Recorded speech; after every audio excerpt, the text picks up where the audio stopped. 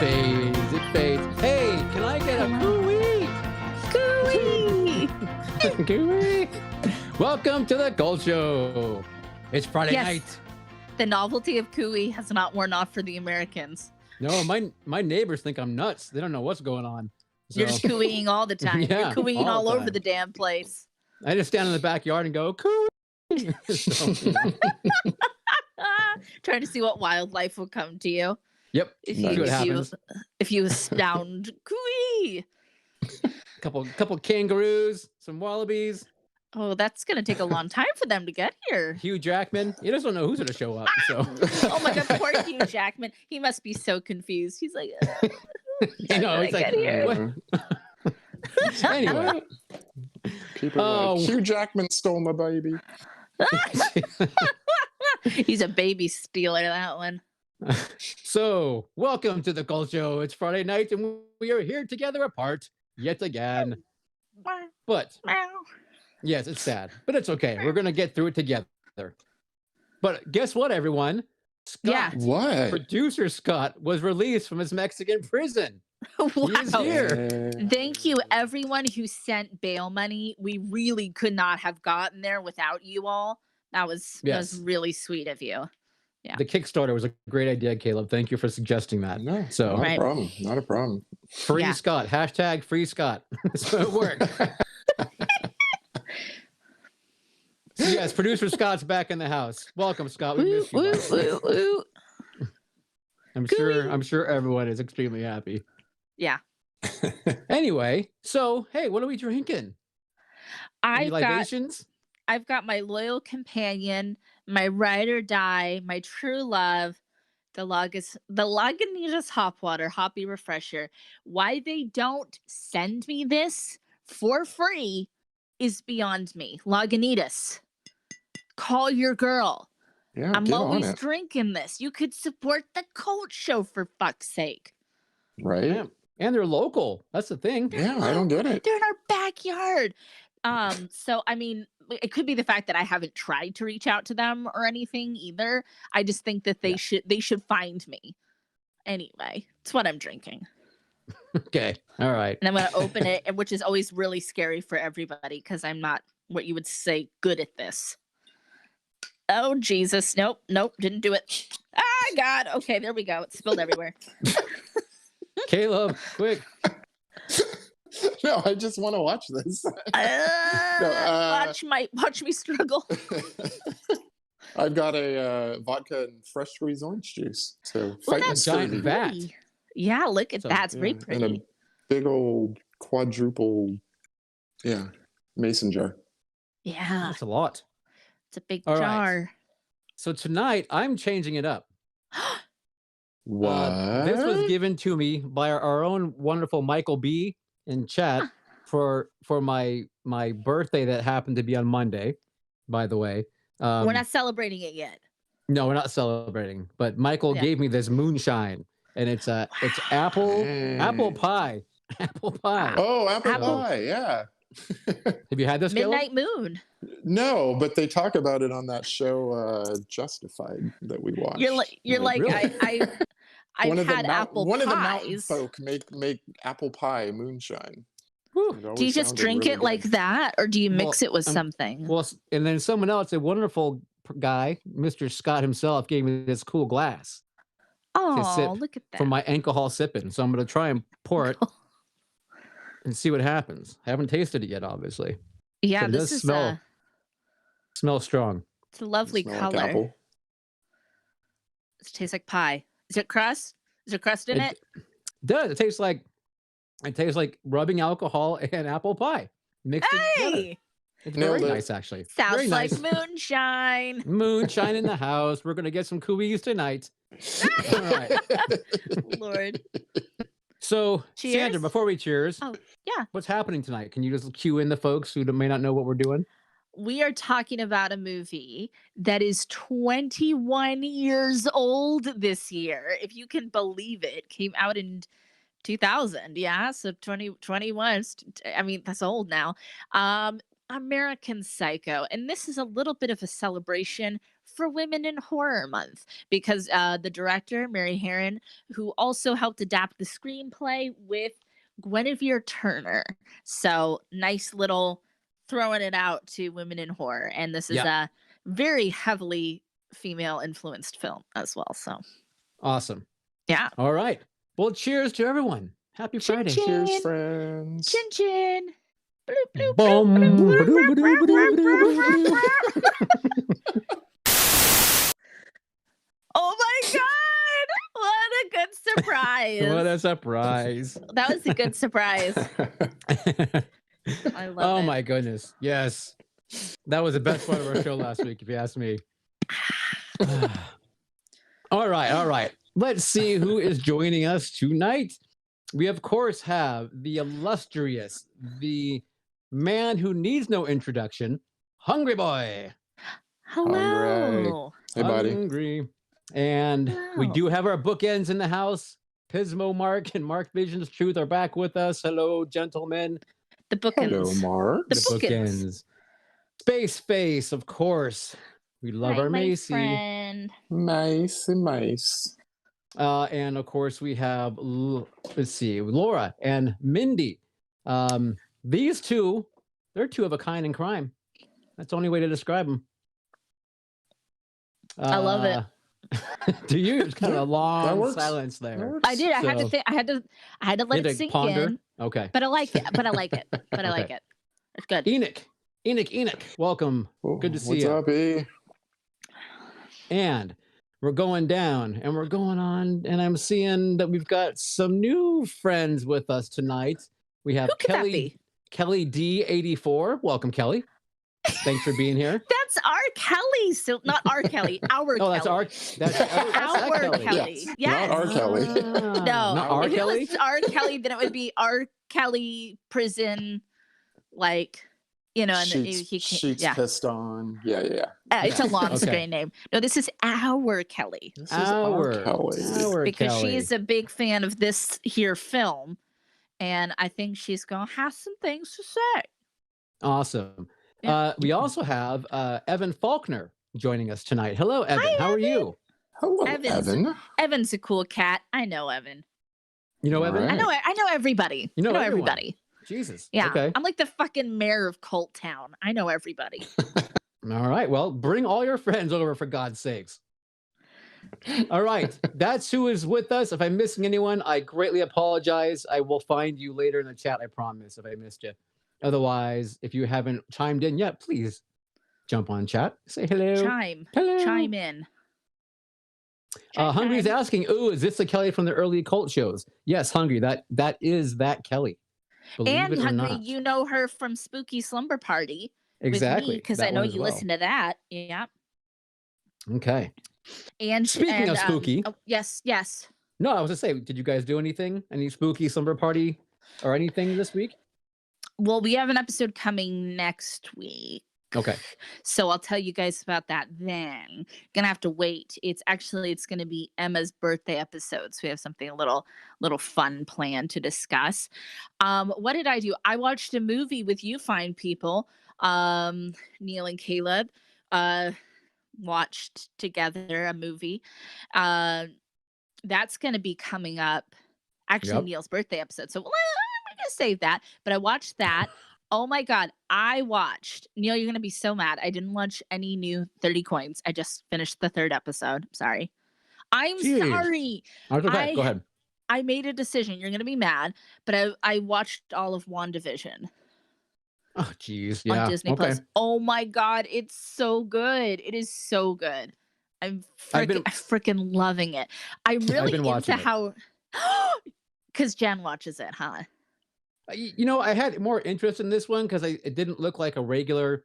Like, I really thought the whole thing was going to be them in the TV series doing different genres of television or decades of television. So it seemed different and more interesting. It's starting to segue now more into Avenger Something stuff. bigger. So this is probably where something I'll bigger start going tuning on. out, possibly. No, Neil, But- stay. So did you I watch? don't- Did you watch today's episode? No. Either of you? I haven't Oh, yet. okay. But I'm I'm loving it. I think it's so cool. I love, of course, the actors that are in it. I love the tone. I love the vibe. I love the mysterious goings on. One thing I really dig about Disney Plus, because they did this with Mandalorian too, is the episodes are just like how long they want them to be. Like you'll have an episode that's like 32 minutes and an episode that's like 36 minutes. And I'm like, thank you. Like, just take the amount of time you need to tell the story. You don't have to add like a whole bunch of like filler or like weird stuff. I don't know. I think that's really cool. Okay. Yeah. And then, of course, I rewatched this movie to be fresh in my mind. Yep. All right. Yep. What about Sea Dog? Okay. So I finished reading Salem's Lot. Ooh. Because I've never seen the miniseries before. That's right. And I had seen a while ago that it was on Shudder, and I was like, all right, I'm going to read the book first, and then we're going to watch it. Finished reading the book, went to Shudder. Guess what's no longer on there? They Oh, already man. pulled it? Dang. I feel like that Yeah. was real quick. Yeah, so I was a little pissed off about that. So, It'll be back. I'm only bringing this up, but I watched the English version of Girl with the Dragon Tattoo like 2 days ago, and then what was it, yesterday or today? I read that Christopher Plummer passed away. So Yes. that's, I was like, I just saw that guy, So I wonder if that's going to be on This Week in Entertainment History.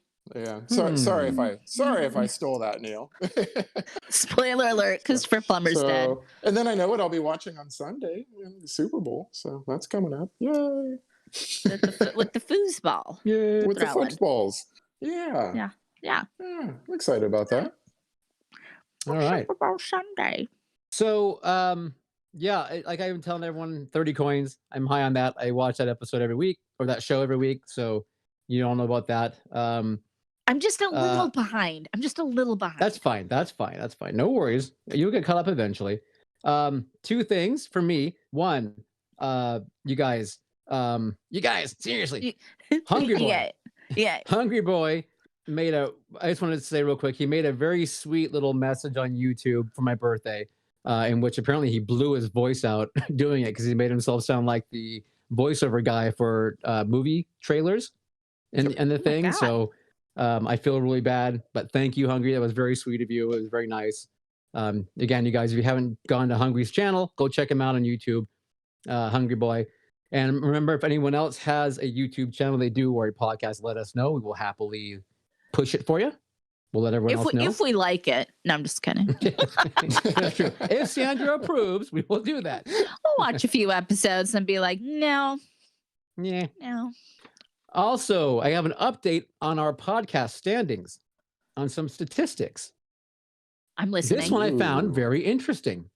Okay. We are, believe this or not, the number 6 podcast and film reviews in Nigeria. In Nigeria. In Nigeria. Don't know how that happened. Wow. We cracked the I top wonder 10.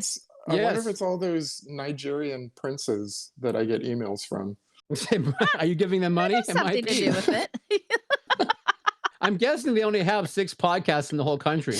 I mean, yeah, we probably shouldn't. For that. We probably shouldn't be flattered. But no, that's so awesome! Yay! Thank you, Nigeria. Yeah. Thank you so much. So we are truly international. Love it. But more important, we are forever grateful, and we will do our best to earn that respect that you have bestowed upon us. So we will do whatever we can to. You've let us into your homes. You've let us into your hearts. Yes. You like me. You really like me. Exactly. But us, of course. Anyway, I thought that was really cool, actually. That is cool. Yeah. So, all right. That takes us to this week in entertainment history. Yay. Oh, we don't have to do the music this time. Yay. Okay. Let's see. Starting with February 1st, go figure. 1893, Thomas Edison opens the very first movie studio in West Orange, New Jersey in 1893. It's so cool. Wow. Yes. I'm only saying that because it's going to come back around a little bit later.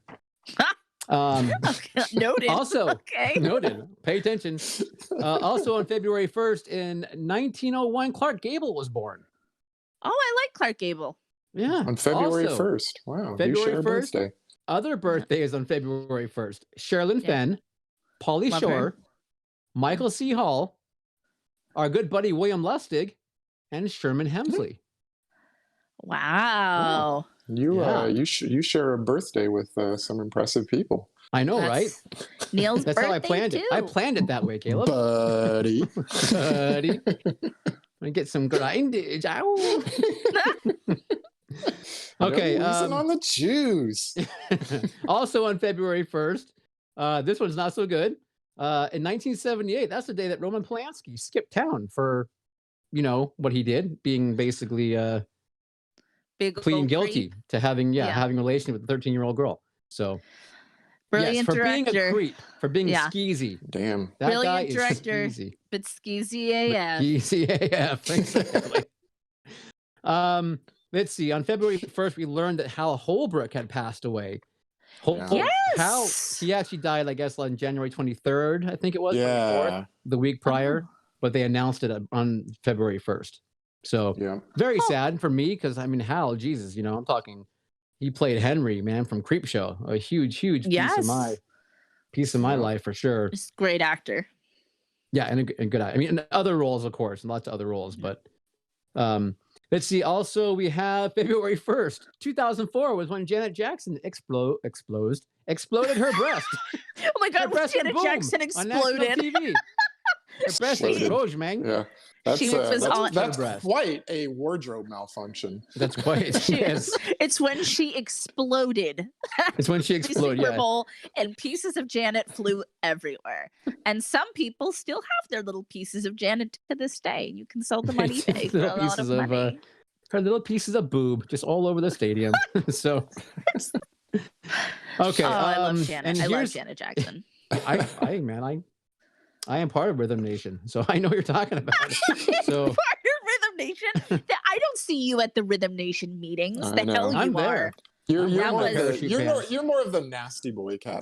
category. You think? I Janet don't know. Jackson. That was my first tape. That was my first tape as Was it? like a I kindergartner or too something. had that tape. Yeah. Yeah.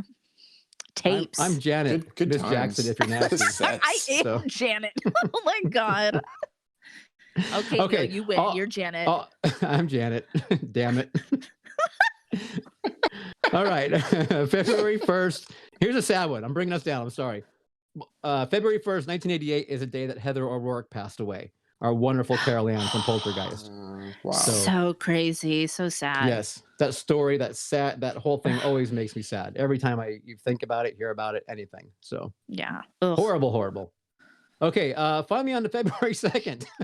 Yeah, moving on. In 1893, Thomas Edison, he films the world's very first movie close-up. It was a sneeze. He filmed someone sneezing. Ew, gross. Yep. There you Super go. gross, Tom. What's up with that, Tom? I don't know. Okay, February 2nd. This is a great one. 1937, Dwayne Jones, our wonderful Ben from Night of the Living Dead. Dwayne Jones is born. Jones, yay! Wow. That's pretty awesome. Extremely awesome, if you ask He me. just missed sharing a birthday with you. Just missed it. Poor But, guy. He regretted it his whole life. He did. He was like, damn. Okay, here's one for you. Neil. For you Yeah. Star Trek fans. I threw this in We for have you. some Star Trek fans in the audience today. Do we? Okay, good. Mhm. On February 2nd, 2338 was the day that Data, the android, was created. So, how about that? February birthday, 2nd, Data. 2338. Very So nice. happy I like that. future birthday. Yeah, Okay. yeah. That's so great. Who doesn't Isn't love it? Data? Data's rad. Data. He is. He definitely is. Let's see. Also, let's see what happened here. This one was okay. NFL and on February 2nd, 1985. NFL running back, broadcaster, actor, felon, an all-around piece of shit, O.J. Simpson married his eventual murder victim, Nicole Brown. Oh, Jeez. wait, he was acquitted. Sorry. That was 1985 they were married? Yes. Jeez. So, yes, you will sense sarcasm in my voice, people, and I apologize for that. But you know what? I don't apologize for that. Never apologize for OJ. You didn't do it. Okay. Ugh. Also, February 2nd, 1969. Yes. Let's just forget about the juice. You brought it up. But not, you're right. Just to throw my jabs in. Now we're done. Okay, February 2nd, 1969, Boris Karloff passed away from pneumonia at 81 years old. Also passing away on February 2nd, Philip Seymour Hoffman, Gene Kelly, and Donald Pleasance. Wow. That's a horrible day. Yeah. I know. What is it about that day? Holy shit. Yeah, that's a cursed day. Okay, we're bringing this down. We're bringing this down. Yeah, this okay, is we all great. learned today that the wonderful Christopher Plummer passed away, 91 years old. So Yeah. that man acted until the end, man. I mean, we saw him in Knives Out just last Knives year. Was that Out, last yeah. year? 2 years ago now? But I think it was anyway. 2 years ago. Yeah. So And all I'm so confused what year it is. It's fine. I know, I forget. Yeah. Christopher I don't know. Plummer, It's, you know, amazing. it I don't know. It hit a little hard. Like growing up, my mom loves The Sound of Music, and so that was like a big part of the soundtrack of my life. And you know, of course, there's the Sound of Music part. And the Postman. Yes, I am always going to bring it back to the fucking Postman. How can I slip the postman in here? So I mean, that was yeah. that was very The fun. Sound The of movie Music- feels like 91 years long to watch. Oh, go ahead. I was gonna say that's actually a musical that I enjoy. The Sound of Music. Oh I do. wow. Okay. I think the film production's just really beautiful, and I love Christopher Plummer, and so I like love him in that role, and I love his chemistry with Julie Andrews. So, hey, Christopher Plummer, thanks for being in like the 1 out of 10 musicals I like, and he did a million other brilliant things. I love him in Up. And Up, he's great. He's the bad guy's voice of the bad guy. That's right. Yeah, that's right. So many. I mean, just so many things. So many. You know what's things. funny for me? The two things I like him in the most is when he was a bad guy, and it was in Dragnet when he played the Reverend, the bad Reverend, and it was in Dreamscape when he played the bad government guy. Right. Yeah. So He plays a baddie well.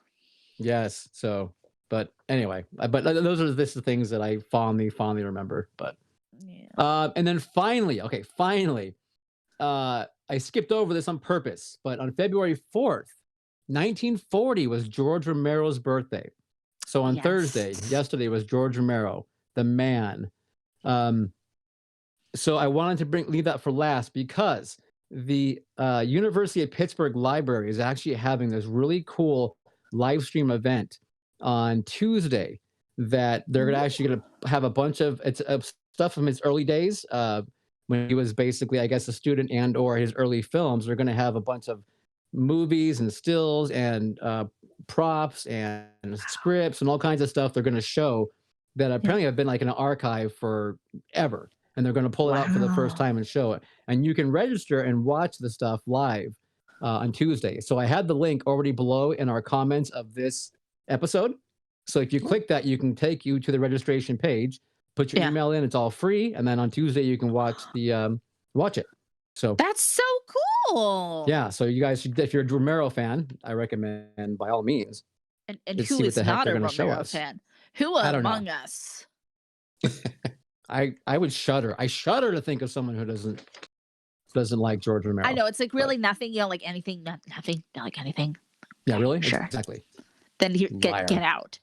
Get out of the basement. Get out of our basement. Get out of the globe. You don't belong here. Get off of my planet. Jump off of the flat Earth that we live on into space. Go back to Mars, you freaking loser. You freaking Martian. Oh, this is a fun game. Are you actually done with that segment now? That's it. That is the end. Jesus. You can kill it, Scott. Thank you. I'm sorry it was a long one, guys, but there was a lot going on. There was a lot to unpack there. So, yeah, there really was. All around piece of shit. Okay, let's see. So, new subscriber alert. we got new subscriber John Ninnis and Moon Boy Wolf 28. Welcome. Hi, friends. Yeah, welcome. Thank you very much. Welcome. You got us to 300 subscribers. That's right. 300, 700 We did away. it. We're going to make it. We're going to make it. Yeah. All right. Sandra, Yes. I give you the mic. I give you The floor is mine. Okay, Please take. perfect. Welcome to the main event. So this month is known as Women in Horror Month, and as I like to say, by you being here, by you watching or listening to the Cult Show, you're already supporting women in horror because you're supporting me. So we'll be plugging that on all of my shows because Women in Horror Month is a cool little thing that women in horror deserve more love and way more attention, especially the ones who are writing and directing it. So next week, I'm actually going to start peppering in some recommendations, like in my section of the what did we do this week? I'm going to share some women in horror things that maybe you haven't watched or that I can recommend for you all. But tonight we are talking about 2000s American Psycho. It's so hard. I always want to call it American Horror Story. yes. And it kind of or, it is. or you could call it American Pie, like I was doing earlier. So. American Graffiti. Anything that's not what it is. Okay, American Sniper. American Sniper. So as we mentioned before, this is directed by the fabulous Mary Harron, who, God, she's such a cool director. She's done a lot of stuff. And if you take a look over her IMDb, you probably see some things you're like, oh, she did that. Oh, she did that. I totally forgot. She also helped adapt the screenplay with Guinevere Turner. They adapted it from Bret Easton Ellis's book. He's kind of I don't love him, Brett. I don't love him. Why? What happened? What did I miss? Oh God, so many things, Neil. So many things. Is he canceled? Yeah, he's been canceled for a long time. You have to look that up. But so he wrote this book, and it was a very, very famous book. Famously controversial. People loved it or hated it. So many people were attached to adapting and directing this, and it's really cool that Mary and Guinevere got it. And I think that it landed totally in the right women's hands with this. So this is the story of Patrick Bateman. This is set in the late 80s. Patrick is a Wall Streeter finance guy. And on the outside, he has this facade of having it all together, being so rich, so, top of his game, 80s slime ball. He has a persona that's kind of his alter ego, where he is a psychopath and likes to kill and mutilate people, especially women. And as time goes on, this alter ego is starting to kind of take over his normal persona. Okay. The end. End. Bye. Nice. Dun, dun, dun, dun, dun, dun, dun, dun, dun. So yeah. Okay. What? Oh, can I say real quick about Guinevere Turner? Please. I read a quote that she said that I love. I thought it was hysterical. I don't know. Maybe all women. It might be a man thing or just me because I'm weird. But okay. A quote she said is, "One of the many things I love about being female is I am absolutely 100% positive that I don't have any kids." Yes. I thought that was great. It makes sense, societies around the world that had a matriarchy, because it's why would you follow the father's lineage when you can get it straight from the source of the person that birthed the kid? I mean, come on, it makes more sense. On top. I like her. She's a really witty, sharp person. I actually have a quote that I want to share from her that I screenshotted, but I can wait or I can do it. I can do. Wait, it's up to you. I'm just gonna say it then. I'll go quick. Quick. So this is from Guinevere talking. I very much think it's a feminist film talking about American Psycho. It's a satire about how men compete with each other and how in this hyper real universe we created, women are even less important than your tan or your suit or were you summer. And to me, even though the women are all sort of tragic and killed, it's about how men perceive them and treat them. It's funny to me because so many women have not seen the film because they assume it's some horrible slasher movie, and that always hurts my feelings. 14 years later, so this is from 2014, which wrote this, when someone finally says, I've seen the movie and it's actually a really feminist film, and I think, wow, so all this time you've been thinking that Mary and I just sold out in the 90s and decided to make a horror movie because we thought we were going to get rich. There's also a lot of sources that say Bret Easton Ellis also considered it a feminist piece when he wrote it. So pretty cool, pretty interesting. I love hearing that directly from her, that her and Mary worked so hard on this, and to kind of, put this, they found in the text a feminist message, and they're like, we can translate this to screen perfectly. Yeah. Yep. Yeah. Okay. I think, yeah. But I think Guinevere sounds like, yeah, she's just a totally awesome, very witty person for sure. Yeah. Like I would love to sit down and have a conversation with her because she just seems like she'd be Me not only too. intelligent but hysterical though. Yes. She seems hella funny. All right. So I have a lot to say. Yeah. Well, let's get into it then because I've seen this movie one time in I think around when it came out, and then I watched it again this week. Oh my God, So, it's been that long. It had been quite a viewings. while in between viewings, yeah, for sure. Wow. So I would love to hear the feminist take, and then of course I'll happily sprinkle in mine, and Caleb be the macho take. No, he's like, no, bro. So, why don't you go ahead, Caleb? What's your first kind of thoughts? The unmacho take? Yeah. What's the Caleb take?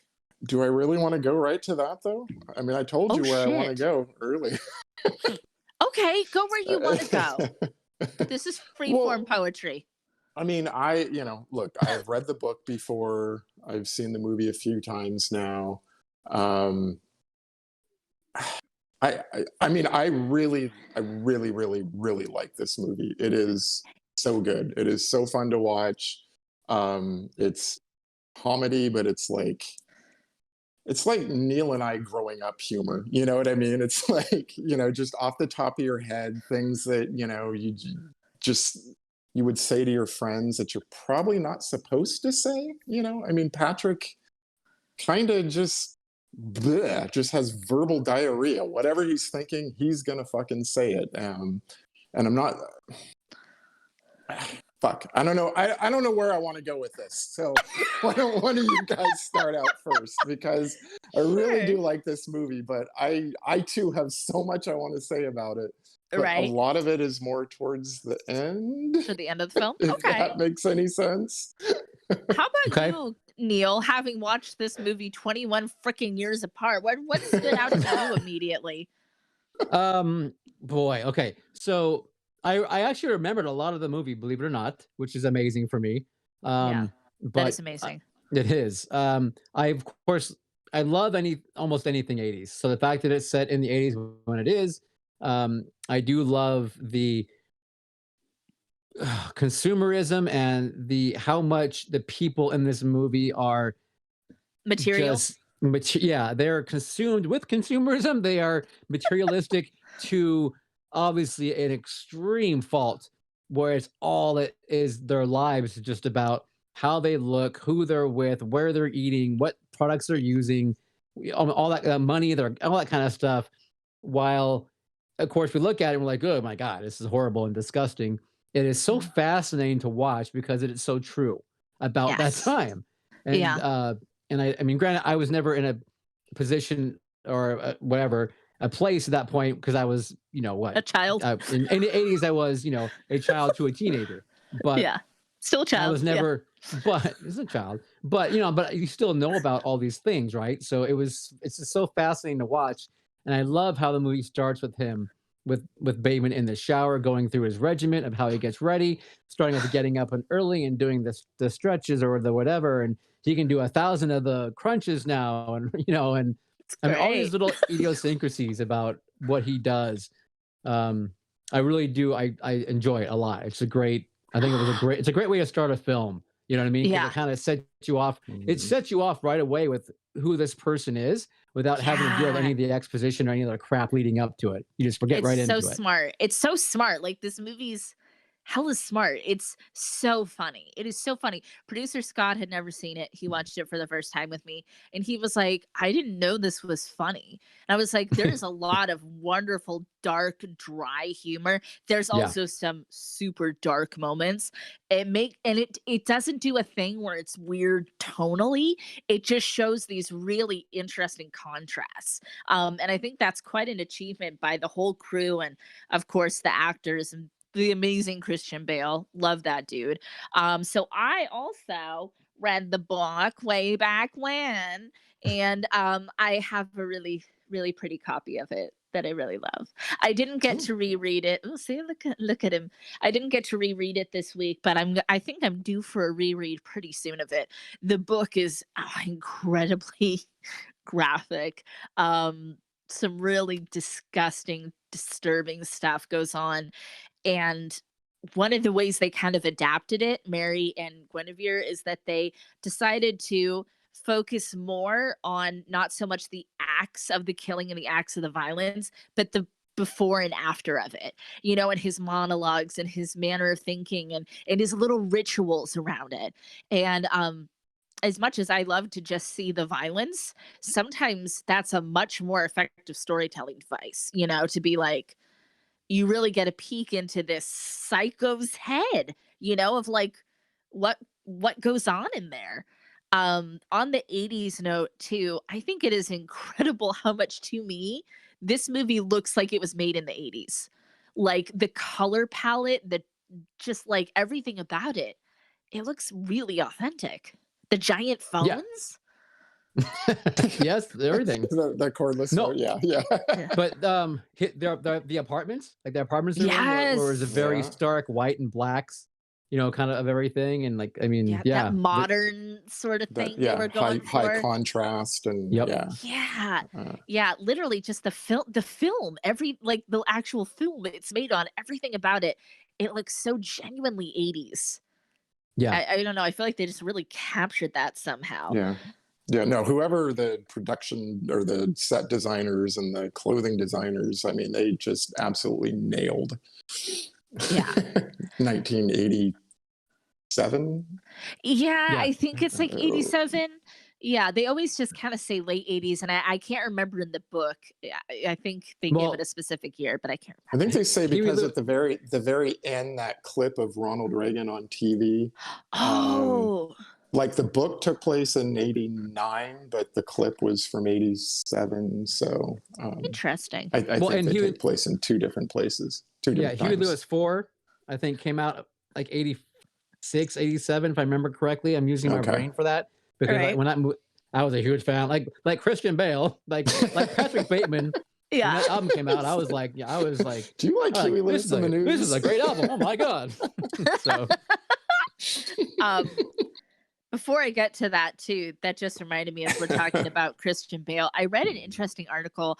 I can't remember somewhere. I think it might have been from the Village Voice or something, an older article.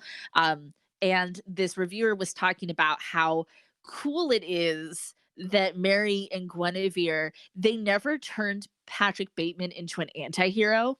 Like he might say some stuff yeah, that kind of makes you chuckle, and sometimes you're like, haha, right? And then you're like, you see the stuff he does, and you're like, Jesus Christ, we don't have anything in common. We're not friends. Right.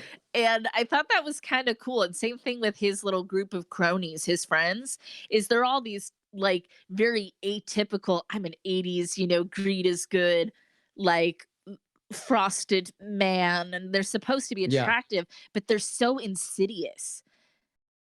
Wink, wink. They're so insidious that that you can't find them attractive, and you're just repulsed. I mean, and same thing with the women too. Like they're yes. yeah. Yeah. I don't know. I was I pretty like impressed that. with Christian Bale's physique in the film. So he was Well, You can be impressed with him, but I mean, it's not like Yeah. at any point you're like, wow, that Patrick Bateman, what a hero. Or like, any sort of taxi driver vibes or anything where there's like or Walter White, any sort of anti hero thing. It's like, nah, nah. Nah. It's going to be a no for me. Okay. All right. Well, we'll see. We'll find you a boy. We'll bring you home a boy that we'll see. Thanks. Scott won't mind. we'll bring you a Patrick Bateman. You can pretty much see the ellipses. ... Thanks. Thanks. All right. So Patrick basically he's got. Oh, go ahead. I was gonna give you a jumping off point. I was gonna give you an olive branch, but I would a talking point for you. Okay. I was just talk about or bring up Patrick and his friends. Go for it. I'll save my point for next round. Okay, for his friend group that he goes into. So you got the guys, the men, that all work at Pierce and Pierce apparently, and they're all equally douchey and horrible people. Yeah, basically they are. Yeah. So with their wives or girlfriends, I guess girlfriends, and their business cards, and all wanting to eat at the right place and look the right way.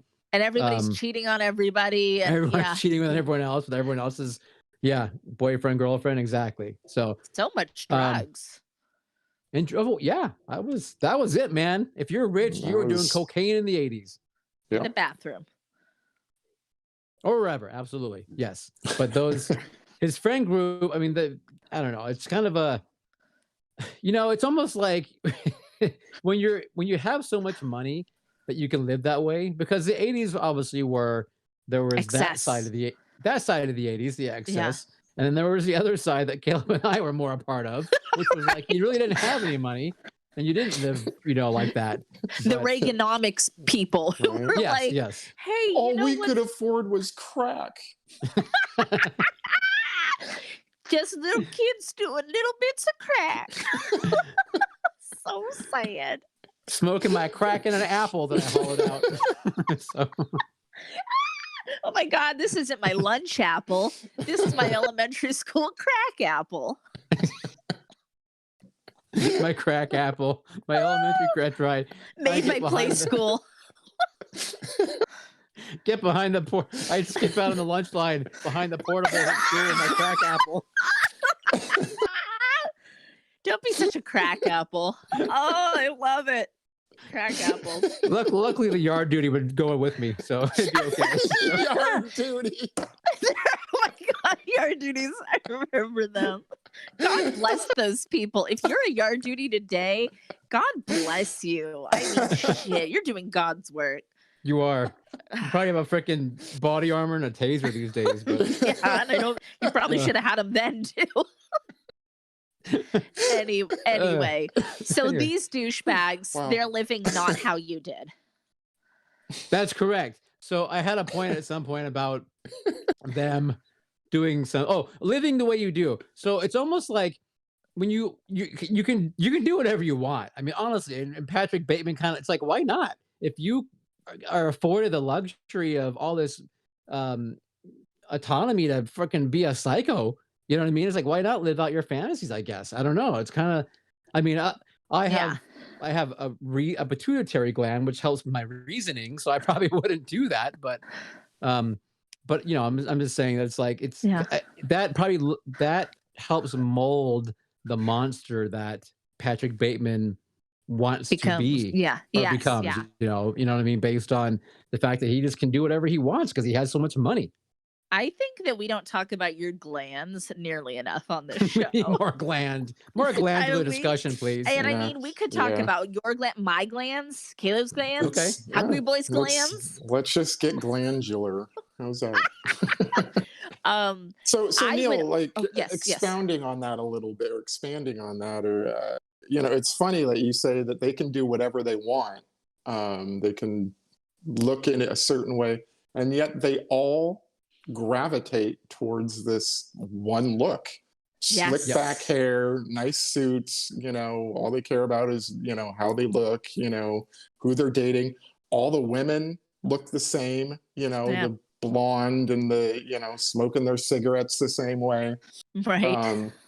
It's like they have this power and they just like sort of turn into the same person.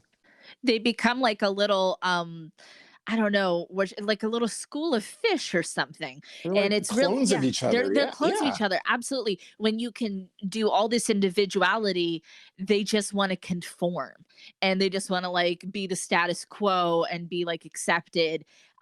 It's very interesting. And I think that's like it's kind of a deep thought when you start to go down that rabbit hole of this Right. film and the 80s. And I mean, I would argue that's a big point of the movie, kind of what you said earlier, that you can do whatever you want. It's like when you are rich and powerful and a man, you can literally get away with murder and you can get away with violence and assault and all of this horrible shit. I mean, like, that's the very ending of the movie is like he's probably gonna get away with all of it. I mean, like, he confessed, he did all the things. Nobody Yes. cares. And I mean, Yep. there's such a sense of like no individuality among them. That's why people confuse him for the other guy. Is because they're like, yeah, I mean, they're all the same. Well, he had Pierce the and Pierce. glasses and the same haircut, only he wears it better than the other guy. But I mean, he even says he though, did more crunches.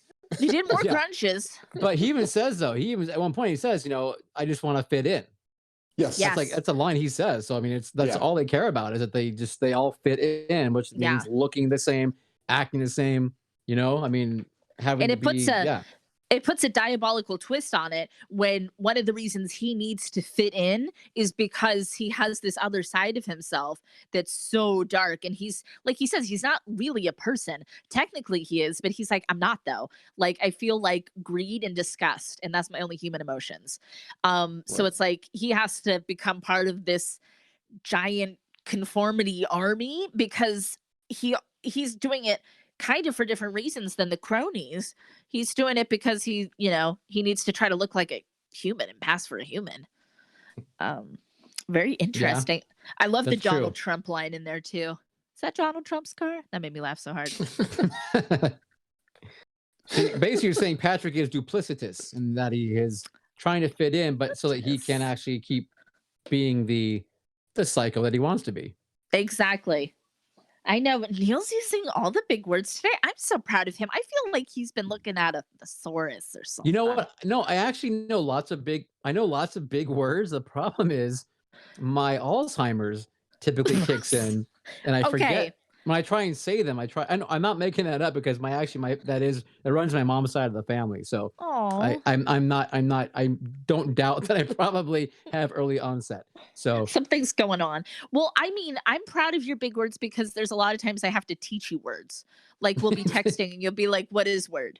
Even what though, is this like, word? Yes. even though we're texting, so you're on your phone where you could Google it. You ask At me. least I'm honest and I want your I- help. So I mean, And I It's usually like- say, "Let me Google that for you." yes. I'm like yard duty. Will you please help me? What is going on?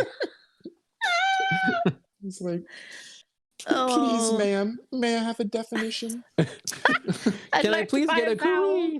curry? So, okay, I had a little point for you. I was going to extend a little olive branch Okay. to you. Here comes my olive branch. Talk about the music. Talk Music. about Oh, the thank you. music. Talk about the music. Oh, Caleb, It was you wanna go okay. first? It was all right. It was. Take it or leave it. Actually, it was. So I did read that the most money was spent getting the rights to all of these. I bet all that songs. Wonderful 80s songs. Yeah. However, they could not get Whitney. Whitney would not allow them to use "Greatest Love of All." So I don't know Shocker. if you. I don't know if you noticed that, right? Yeah, I can't blame her, especially in that moment. She's like, you know what? Nah. Not really good. Yeah. Harrison Yeah, but Records look or where her whatever. brand went, though. That's true. Well, Huey Lewis was the same way, right? He didn't like the idea of it either. But and then, But of he course- allowed them to use it. No, I in know. the I'm just saying, but movie. he too was just- worried at first. They did not allow them to put it on the soundtrack, on the CD that was sold. But Compact disc. But it Right. wasn't it not on the. I thought it was, and then he went to it someone to was have them all on, and destroyed. then he retracted it, and so they had to recall all of those CDs and have them destroyed. I guess a few of them did sell and they are out there, but you're probably going to spend some money to get them. Really? I 'Cause didn't they're know that story. yeah, yeah. Interesting. There's a song Damn. I love. It's really quick in the movie. It's when they're in a limo going somewhere towards the beginning. A group called Book of Love, and it's called the song is called "I Touch Roses." It's a wonderful song. How's that funny? It sounds very funny. It sounds very kind of a confession, and also like, I touch roses. I touch them. I don't Okay. know. Something All right. it's like Well, I mean, if I don't Seal can get like a kiss from a kiss from a rose. then Yeah. why That's can't we right. touch roses? You know? I touch roses, okay? Yes. You can do what you want. You can touch what you want. I'm gonna touch roses. Anyway, check it out. It's a great song. And if you can do it on not your phone, but like on real like a stereo system, because it's got some pretty cool stereo effects in the beginning of it. And probably towards the end as well. Anyway, great song, great soundtrack. Watching that movie, like I texted you guys, this freaking movie it's the soundtrack of my youth. There's a ton of songs in there that it's like, yep, I was listening to that during that time. That was me. Yep. The difference is I wasn't bashing someone's head in or doing whatever. Or But do I got caught for it. whatever. Yeah, it's because Whatever. Neil was studioing. God, I can't even say Pseudoing. it. I don't know what you're saying. Studio. It's a Genesis song. It's Phil or John- Phil Oh, Collins. Phil Phil Collins. Collins. No Oh, jacket yeah. required. No Yes. jacket required. Oh my god. Yeah, And yes, also go ahead. the monologues around the music too. I mean, that's you Yeah, know, brilliant. just some of the brilliant stuff in there. And of course it's So good. you know, it becomes kind of a tell for us in the audience that we know something really bad is about to happen when he Right. launches into one of those Yes, monologues one of those tirades. too. Yeah. You know, it's funny because Yeah. I really do love music history and like learning about something that happened whatever in the past that may have in turn created what we're listening to today. So I find that really fascinating. And then when he's going in on these diatribes about freaking Huey Lewis and Phil Collins and whatever, and you know what I mean, before of course bashing, axing or doing whatever happens, I just love it. It's so awesome. Yeah. And I mean, it's a lot of it is just his delivery is so perfect It is. too. Yes, you're right. Yeah, it's just spot on. It's so good when when he's going into those, though, do you think these are his own personal thoughts, or do you think this is just things he has read in magazines? I think it's And it's him is just regurgitating things. regurgitating? Yeah. Yeah, that's what Yeah. I always Really? kind of thought. Yeah, because Hmm. he doesn't really have human emotions. So that's kind of what I always interpreted that as, Caleb, is that he's like kind of like Right. saying what he's heard other people say. And like he even has this whole tone and cadence of his voice that we know is not Mhm. Patrick. Yeah.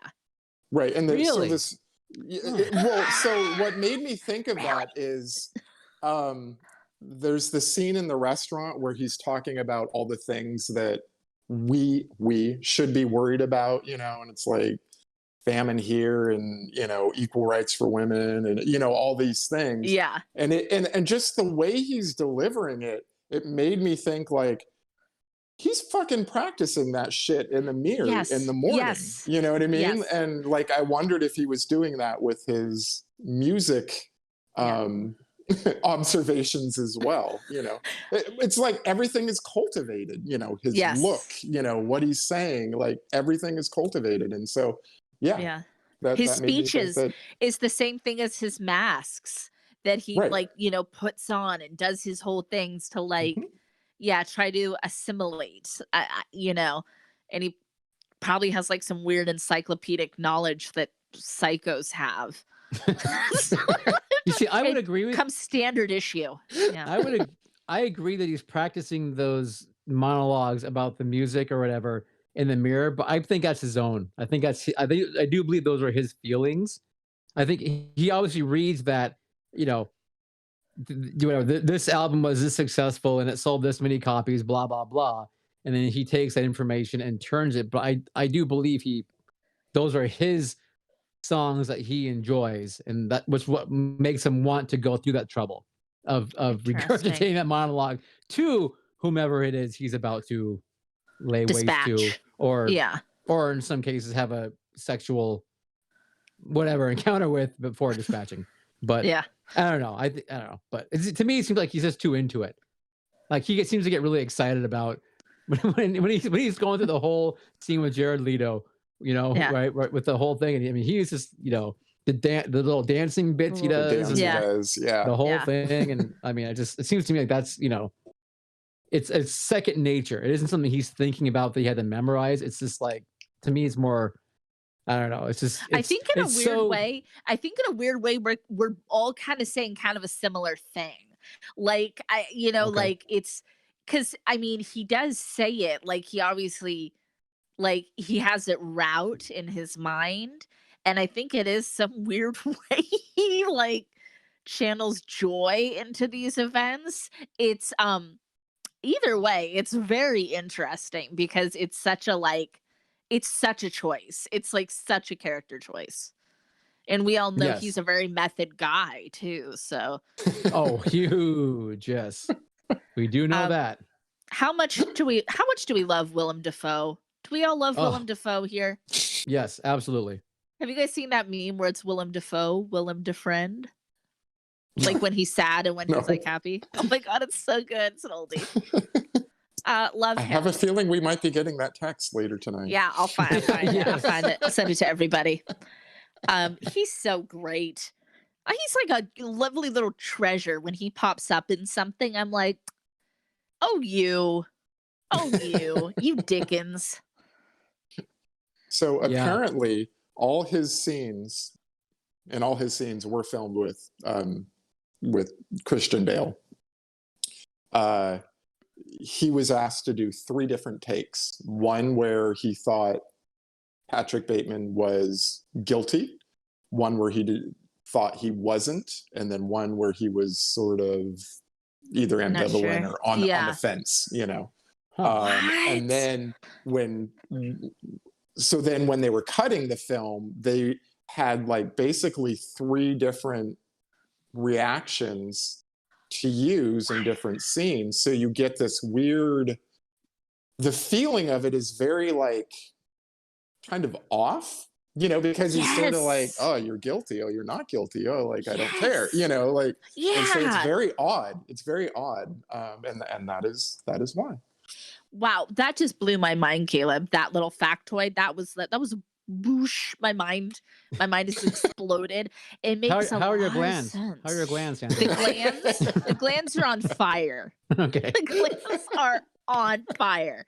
Willem Dafoe, man, look at that. That's classic Wilhelm. I mean, obviously that Wilhelm, yes. That was obviously the filmmakers having it in, part of that too, but that's so great. So can we talk about the business cards? No, we have to. We have to. I mean, we must. That's the ultimate part of their like, kind of pissing contest is like this business card and who has the most superior. And of course, Patrick actually sweats when he encounters a superior business card, because that means someone is like one-upped him and like won, and that is not acceptable. Right. Yeah. Is it superior though? No. I mean, they're like basically all the same. Yes. Again, with this whole like them becoming the same person, they have to use like different verbiage, like eggshell versus white, but they're all the fucking same. It's all the and same. He's like, it's got a watermark. Gold leaf, yeah. Yep. And what's the friend they have? The one that's a little more on the outcast, the outside of it. Your favorite, the ginger. Louis Carruthers. Oh, the one, the fiance of Samantha Mathis. Yes, he's having an affair with. Yeah. Yes. Louis is his name. Yes. Louis. Okay. because he ends up having the best card out of all of them, right? Which of course Right. He has a gold really leaf. really Yeah. triggers him. Really triggers Patrick. Yeah, Yeah. so much so that he wants to kill him. He wants to kill him. Yes. But that doesn't quite go according to plan. No. Which But- interestingly enough, though, that's he doesn't do anything to Lewis. So like after that, you know what I mean? Yeah, he doesn't ever try again. I think he's like, I don't know exactly how to interpret that. Like he's so shaken off his game or something that he's like, I can't do it. Or maybe he really is like, this guy's like better than me because of his business card. And maybe I'm just going to choke again if I try to kill him, I know it's interesting. You can think to put yourself in Patrick Bateman's mind. It's hard to like, when he makes the decision about things, why he Right. does. Yeah. Yes. I don't Killed know. the poor homeless man and his dog for basically no Yes. reason. Oh man, that's a brutal scene. He goes in there just like, oh hey, I want to help you. Here's some money, kind of thing, Ugh. and then just completely turns it around to like, why don't you have a job? You're a piece of shit. Stabs Yeah. him, stomps the dog to death, and then just takes off. It's like just to be Jeez. cruel. It's just Yeah, to like yeah. inflict cruelness on another person. And he does that throughout the film. But that's one of those great, you're not an anti-hero moments because it's like, right. Jesus, you are Yeah. awful. Yeah. What's You really suck. I guess what's sort of interesting about that is he's like, why don't you have a job? None of these people in Patrick Bateman's life, they all have jobs, but none of them are ever working. They're Yes. all Yes. standing around showing business cards, talking about what they're wearing, talking about where they're going to eat next, talking about Yep. why this restaurant is better than that one because the Right. bathrooms are better to do coke in. Like, Producer Scott pointed out that exact fact when we watched it, and it's like it's very telling of sometimes these very rich and powerful characters in our world. What do they actually do? Yeah. It's like, yeah, it's very very telling of their culture there. Right. Also, we love a Texas Chainsaw moment. We do. There's Yeah. several. Saw that. Or there's a couple, we'll call it. But yeah. Yeah. Between him watching it on TV and then of course chasing a young And then lady him through the becoming. halls. Yeah. He Yeah. just had to enact it. He had to He enact it. did. I love how he's just running through the halls in his sneakers and completely naked, Sneakers, Chasing yeah, a but chainsaw. completely nude. Just Yeah. chasing her. Yeah. It makes quite an impact. And then he's like timing it just so. Right? The way he kills her. And then again, so why does no one come outside when there's like a chainsaw going off down the hallway? That's a good point, Caleb. But you know what? Maybe no one's home. They're all at fucking Dorsia. Or could it possibly be that this is all in Patrick Bateman's head? It could be. Oh, It could be. it could be. But I mean, That's- because then, you could argue that. I can totally see that argument that it's all in his head. I tend to think it's a little more literal because that kind of, again, reinforces the ending that I interpret it as, that you can really get away with murder, right. And because then obviously he kills Christy, but she sees the head in the freezer, she sees the bodies everywhere, the carnage. But yeah, he's an unreliable narrator, that's for Yes. sure. Yes. he is. Yes, well, that's for sure. That's for Yeah. sure. But Or like You when don't the ATM says feed me a stray cat, Yeah. obviously the ATM does not say that. And thankfully the cat makes it out. But it's like, Thankfully. as things are starting to dissolve for him, he's Who- obviously experiencing things that Yeah, I mean, aren't Right. who really cares about the old happening. lady? Who cares about the old lady that he shoots? As long as the cat gets away, it's all that matters. So When you can't squeeze a cat into an ATM, it's absurd. I've tried it. you've I've tried, tried to- yeah, I've tried to pay bills with a cat. It doesn't work. doesn't work. No, of course. And then that's me, the lady, being like, "Hey, leave the cat alone," and then I get shot for my trouble. Yeah, know. that Poor hit a lady. little close to home. That's Sandra, crazy cat lady, walking up. Hey, don't shove that cat in that verse. Tell her. Exactly. It's like, Bam. that's what I get. That's what I get. That'd be it. Oh man. Right. Okay. So what do you guys think? What do you did he actually do it? Did he not do it? What's your Yeah. where are you at on tend this? I tend to take it more literally. Again, as I kind of just stated, that the one of the points of it is that you can get away with murder when you're a rich, powerful man, especially a white one. Mm. Yeah, and that you So can just get away with no one violence. cares and you can okay. No, and that also kind of makes me think about how nobody came out of their apartments either. Like, we hear stories about that stuff happening, people on the side of the road, screaming for help and nobody stops, or, Right. that happens sometimes in New York. Like, I just read about another one. Somebody's just like waiting for the fucking subway and somebody comes up and starts beating the shit out of them. Nobody does anything, Nobody does it's, anything. Yeah. yeah. I But I just also, I but I don't know, love to, like but I love to interpret that it could be in his head too. I think that's cool. Yeah. like for me, there's just like a lot of cleanup involved to look the other way.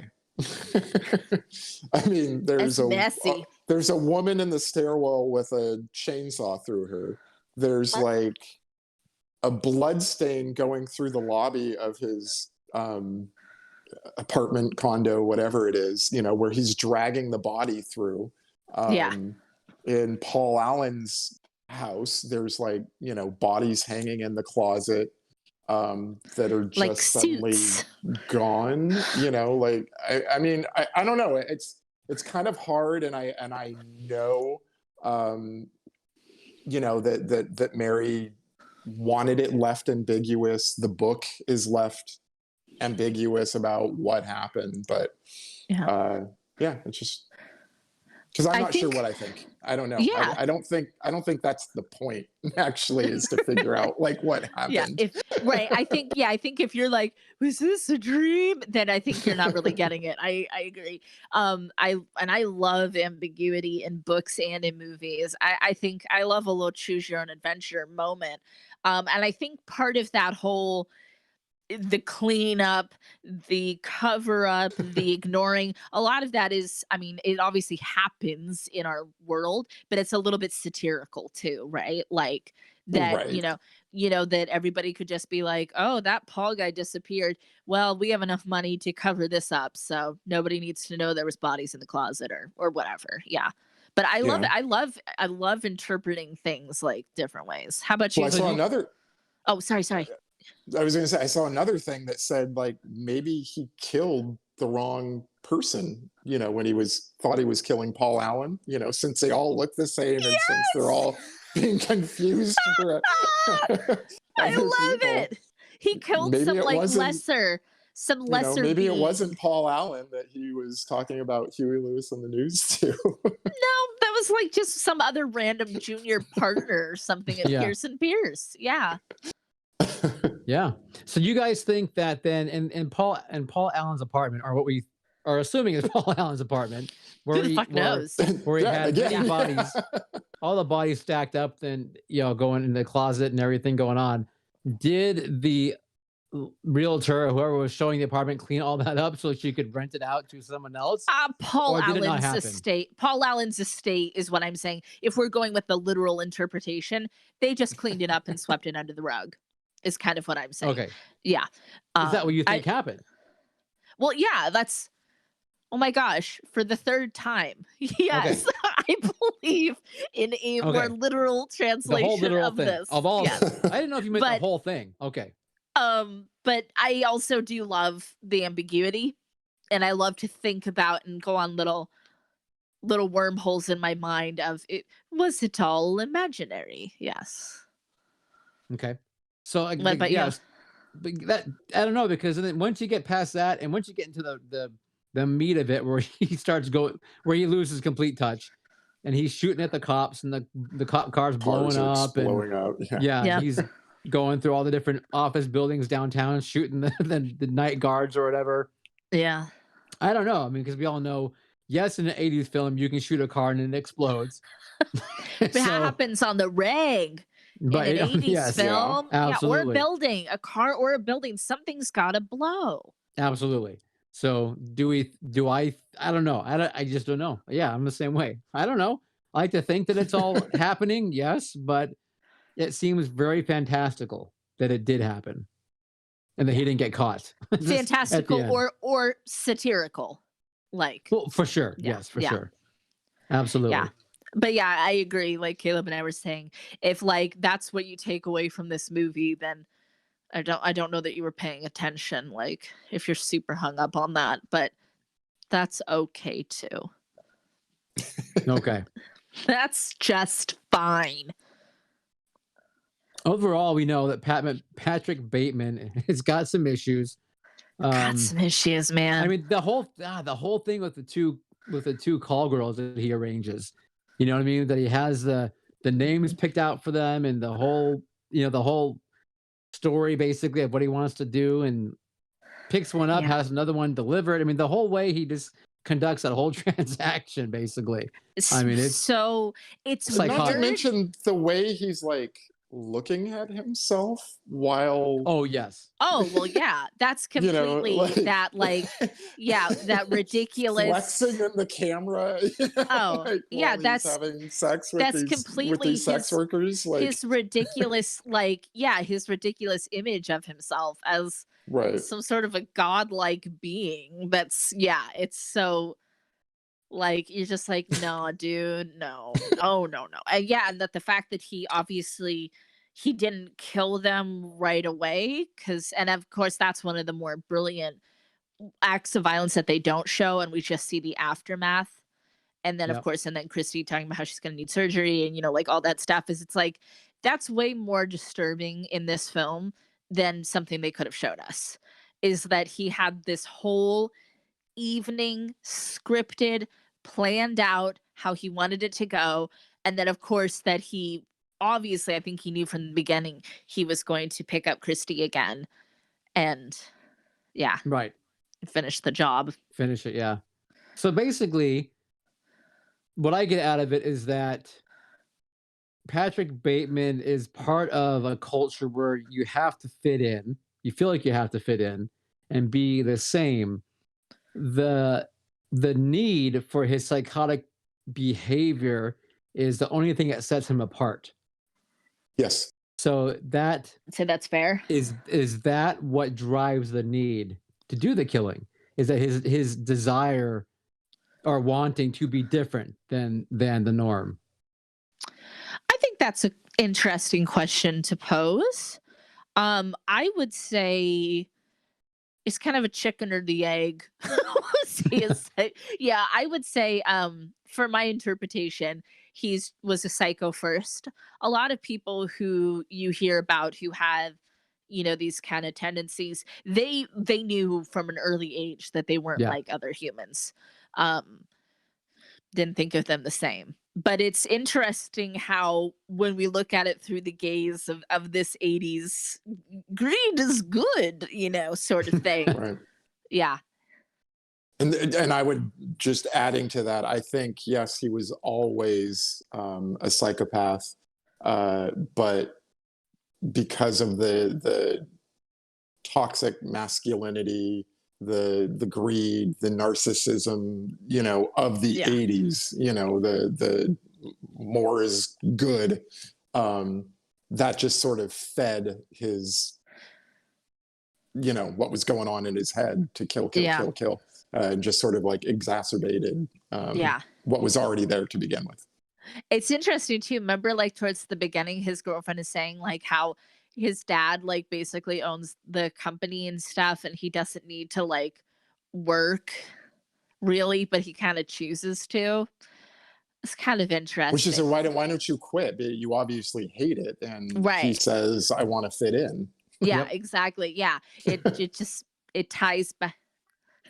It all fits back in. So you can tell Patrick as a child did not have a crack apple. Right. He was not. So he was not a crack apple child. in the chat real quick, Yes. Pismo Put on Mark, that old chat. the old chat, it's been very active. Pismo, first to talk about Star Trek for a real long time.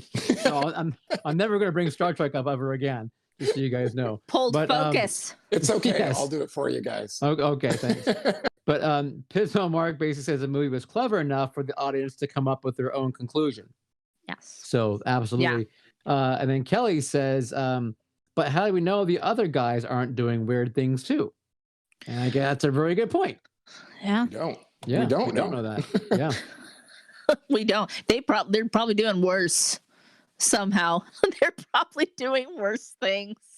It's very, very possible. So good question, Kelly. We'll have to give you a brownie point for that one. No demerits. We will take away one of your demerits and give you a point instead. There you go. How's Oh your my God. moonshine, Neil? It's really good. I'm drinking a lot of it. So it's very good. Oh my god, stop. It's I don't know that you said that with like happiness or concern. Probably a little of both. I don't know. Can we see the progress? Can you hold it up? Oh, it's not. I Yeah. mean, it's not that bad actually. I haven't gone.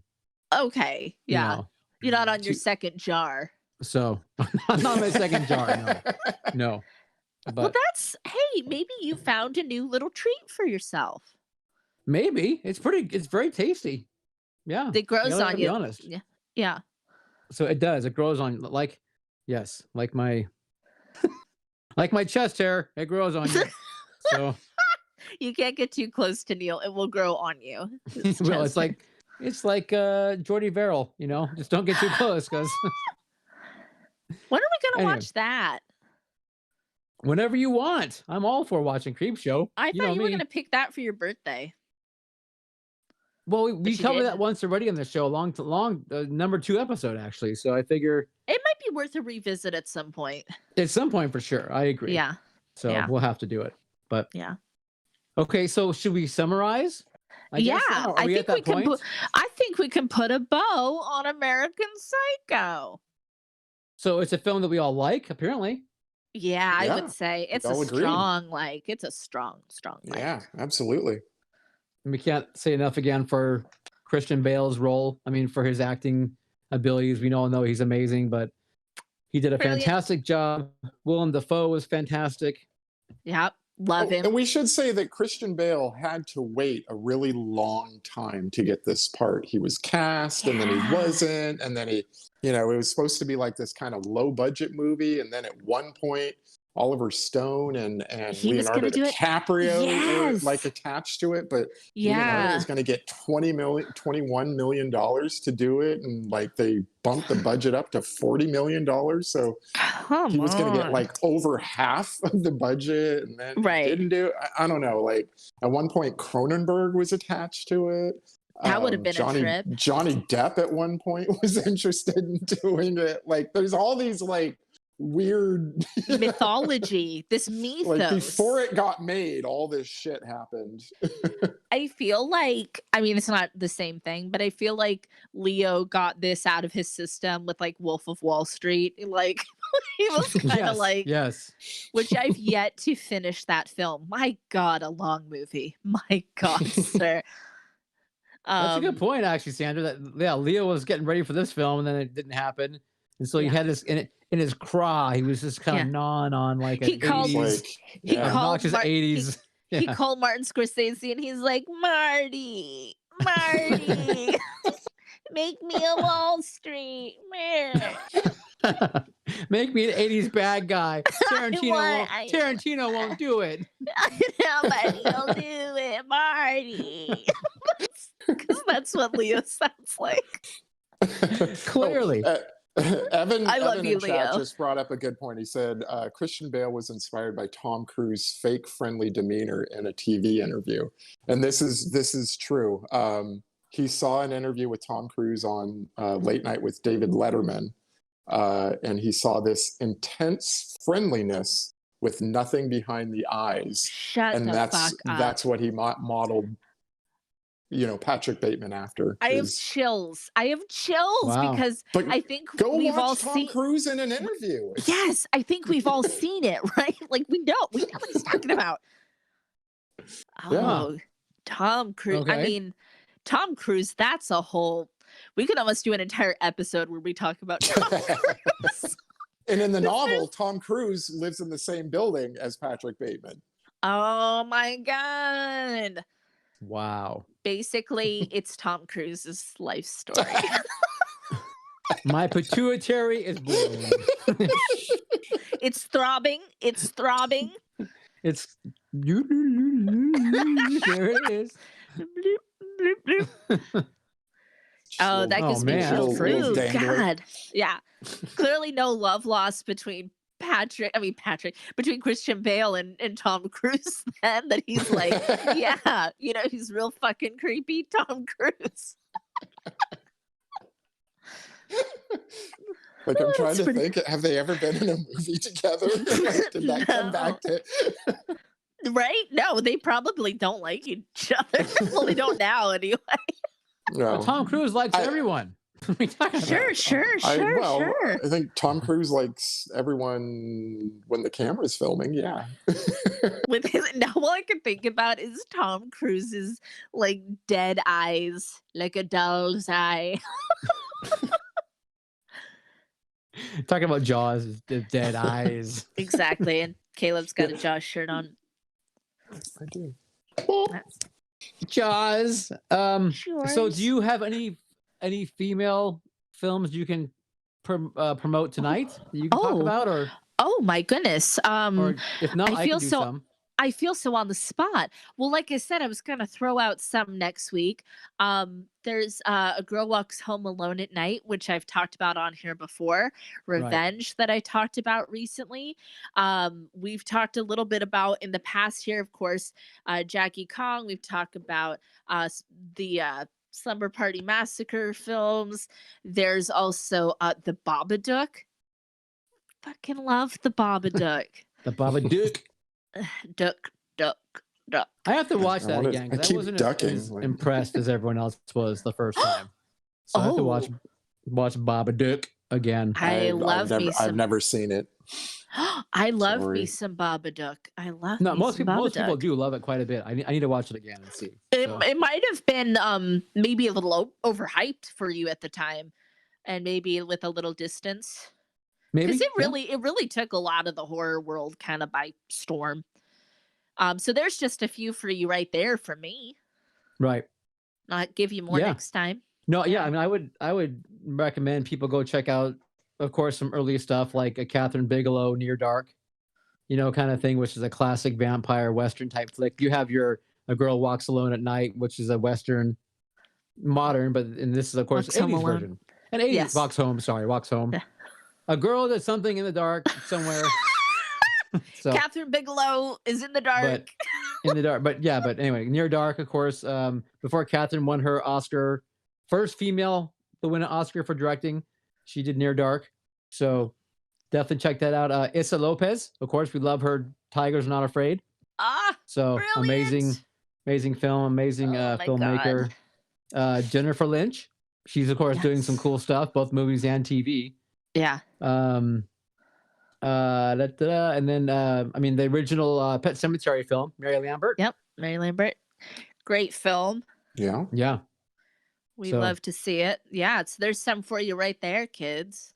Yeah, go out and find some female horror, because it's out there for sure. I mean, women have been a part of horror since day one. Yes. They've been such a huge piece of it. Obviously, there's so many women that I just adore from horror growing up. There's that I so just think many. there are Yeah. that I think are just awesome. And I can't recommend enough people to go out and search out women produced. Oh, directed. maybe I'll give you some horror writers who are women Diablo too Cody, throughout written this. by. Yep. Yep. Yeah, she's great. She's great. She's, yeah. She's I got like some bangs. Jennifer's Body, so I know you We guys. do, Are, yes. I know you do. We did a whole Sandra, spooky but- slumber party episode on it. I know. Yeah. All right. Well, that's all I've got. I think it's time to go home. Yeah, I guess that's it, man. We're doing I know. a We didn't- non-Kevin Costner episode today. So we're First Wrapping time it for early. everything. First time for everything. Yep.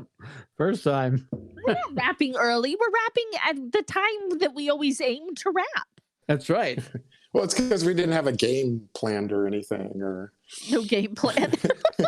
Quick! no Someone game throw out planned. an No, FMK. a game Quick! planned. FMK. Right. Someone in the Would you chat. rather? Give us an FMK. Give us a would you rather right now. Right Quick. now. You have like a second. Hurry! Yeah, 10, Hungry We'll Mark's stall. even saying, "Where's the 7, game?" 6, We'll 5, stall for 4, you. 3, 2, 1. All right. Scott, out sing of us a song, Scott. You're the piano man. No, not yet. Well, let's I see if guess they not. give us an FMK or a Wasn't. Yeah. or would you Wasn't- rather?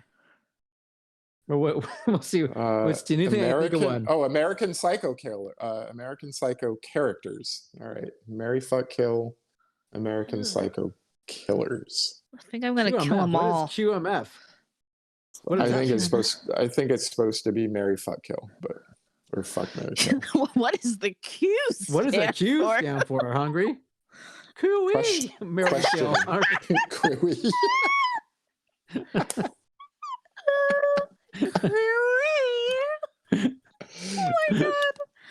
No, I Mindy, Caleb is flipping me off. Actually, Mindy, don't No, worry all about right. it. It's not you. Mindy, I was typing you a response.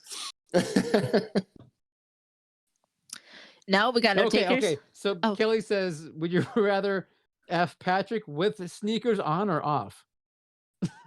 On, of Definitely course. on. Yeah. I mean, It's just like those it are some completes the fresh- look. Those are some fresh sneakers. Yeah. Those Reeboks need to be fully pumped and ready to Yeah. go. So you're good to go. Yeah. That's what controls the whole mechanism.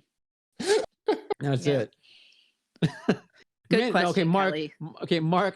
I don't hate Kevin Costner. Mark Vision's Truth talked about that jab at Neil's disdain for Kevin Costner. I actually like Kevin Costner. Neil hates Kevin Costner. He hates him. He thinks he has Tom does. Cruise dead Neil- eyes. Hates. Neil never, ever, ever in Las Vegas told Kevin Costner that he's the best Wyatt Earp ever. He didn't tell him that because He he didn't tell hates him him. that? He did not tell him that because he hates Kevin Costner. He doesn't have a huge giant picture of Kevin Costner in his home. Yes, No. about He in my actually- bedroom. Yes, You do have a No, picture of no, Kevin he does Costner in your not. home. I do. No, I had he that hates, picture No, he hates No. Kevin Costner, so From he Dances does with not Wolves. have those Caleb things. from Dances with Wolves. I have a picture of him with his naked butt in my bedroom. I'll give it a rest. Where he scratches it. Yes, Don't you have the poster, the Wyatt Earp poster? I have Wyatt Earp and Dances with Wolves. Actually, Oh, I don't. Where's the Dances with Wolves one? it's in the hallway in the stairwell. Oh, I'm not allowed he's to hung go them up that far. ironically because he hates Yeah. Kevin Costner. It's going I up to the tried- fourth floor. The fourth I tried floor. of the castle. Yeah, I Yeah. tried to get up there once, and the skeletons poked me with a. No, they're stick. like no. And they He were like, hangs him- they were like, he the hangs him." master says you cannot pass. He hangs them in his moat thinking that it'll keep people away. No, Kevin Costner is a fucking gem of a human being, and we all adore him. But Neil will never forgive him for being the postman. There'll always be that between them. There'll always be that between them. That wall. As long as Caleb keeps endorsing this film so emphatically, I will continue to. I think it's actually making you hate it more. I will. I don't know. It maybe. Look, If I'm anything, just saying, Postman and 1,000 Miles to Graceland, two of his best works. I like 1,000 Miles to Graceland. That's a good film. It's a good film. Can we Man, watch Waterworld? Because I've never seen that. Yeah, of Oh. course we can.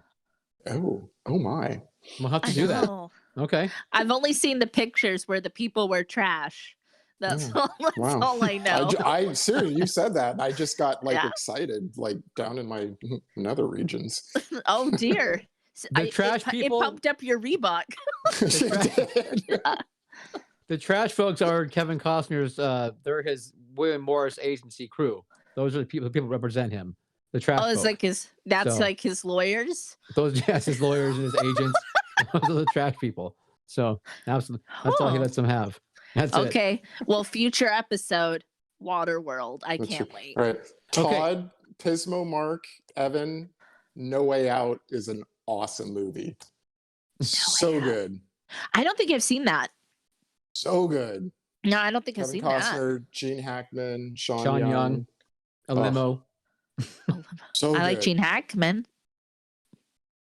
Such a good movie. I don't know how I feel about limos, to be honest, but Okay.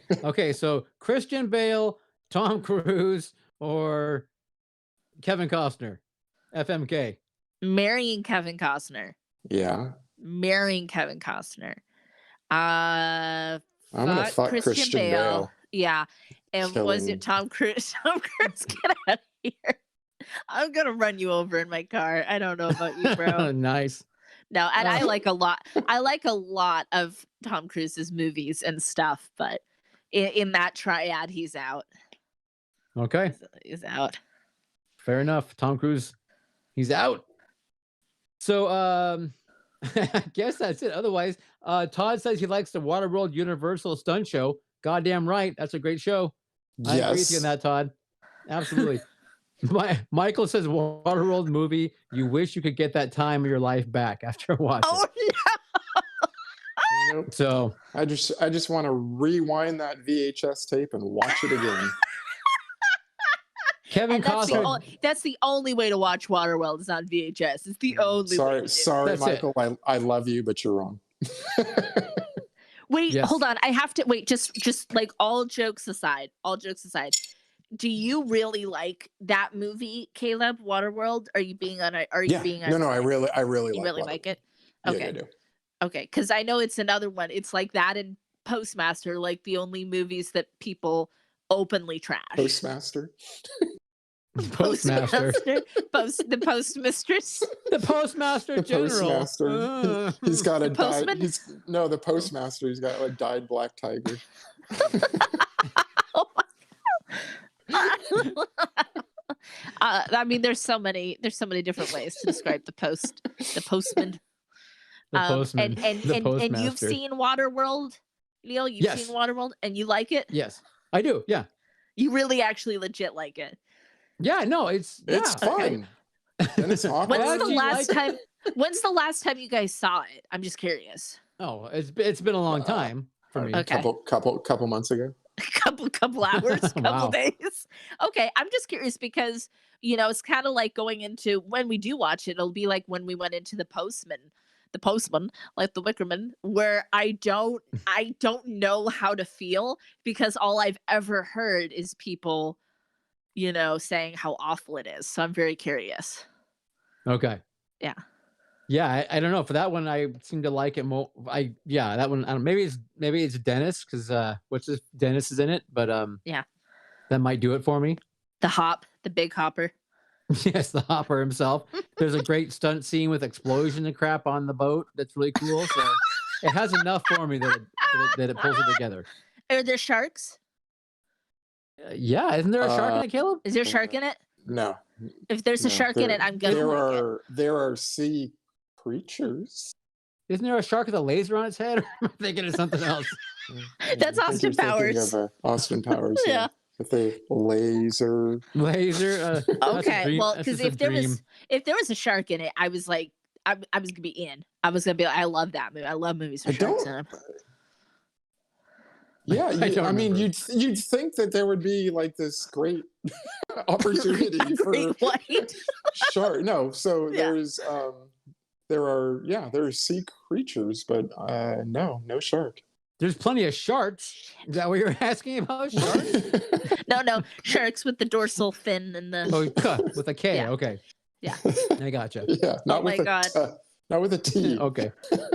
All right, well, stay tuned, people. That'll be a future episode one day. That's my next. Oh pick. yeah. Waterworld's coming at you. Splish, splish, Waterworld. splash, splish, splash. We'll have to get Kevin Costner on that episode then. We'll have to bring him on. I'm sure he'd love to talk about it. I'm sure I've he got would. him. I've got him on speed dial. Yep.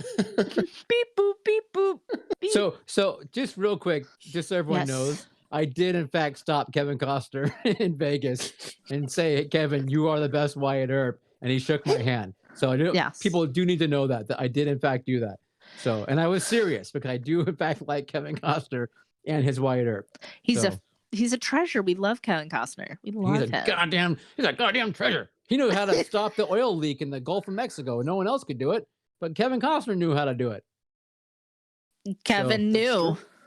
He did. He had the Yeah, with that when British Petroleum had that spill. Yep. This is true. This isn't real. I don't know what you're talking about. This isn't. I don't know what okay, you're talking so remember about. when BP had that big oil spill in the Gulf of, where was it? Florida, Mexico? No, Mexico. The Gulf of Mexico. Okay, Like, the body of water. Oil spills happen a lot, but this was one that was There was a rig out there, and an explosion happened, and then it started leaking millions of gallons of oil into the Gulf, and they couldn't figure out how to fix it. And Kevin Costner said, "Well, I've got this technology already. Here, use it." From some company that he's owns. Like invested in, basically. Yeah. Yes. And like Kevin Costner's a secret venture capitalist. I love this. And then he was whatever. Yeah. Whatever it is, he fixed it. So he fixed it. That's so crazy. Just like he brought America back in the postman. He fixed America and the Caleb, oil spill. you can't just do that. You can't just bring that on somebody. No. I'm dying. Stop. What would Kevin Costner do if he were here right now? Oh my God, Kevin Costner. That's so cool. Yes. Yeah. He is the man. All right. The man. Okay. Well, that's enough, Costner. That's been the Kevin Costner. Game. That's our game for you. He's like a Kevin Costner. Oh my God. Wait, this is a great game. Actually, Kevin Costner, fact or fiction. Like, we tell a story and it's like, was it really Kevin Costner? Right? Bullshit or not? Costner build a baseball diamond in his cornfield. Well, in a fictional, the fiction he did.